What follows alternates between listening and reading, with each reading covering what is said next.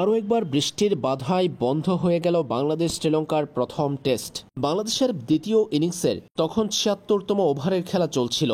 ৪ wicket হারিয়ে বাংলাদেশের সংগ্রহ ২৩৭। মুশফিকুর রহিমের উইকেটটা পড়তেই নামে ঝুম বৃষ্টি। কাভারে ঢেকে ফেলা হয় পুরো মাঠ। এই ম্যাচ আদৌ মাঠে গড়াবে কিনা সেটা নিয়ে শঙ্কা তো আছেই। গোলের দ্বিতীয় দফায় বন্ধ হয়ে গেল খেলা। পঞ্চম দিনের প্রথম সেশনেই বৃষ্টির বাধা।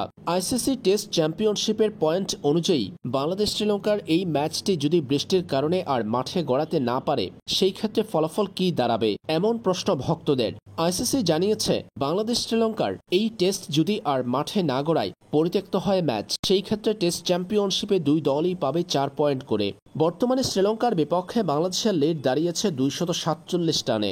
নিজেদের দ্বিতীয় ইনিংসে ব্যাটিং করে ৭৬ ওভারে ৪ উইকেট হারিয়ে ২৩৭ রান করেছে টাইগাররা। প্রথম সেশনে বৃষ্টির বাধায় ম্যাচ স্থগিত আছে।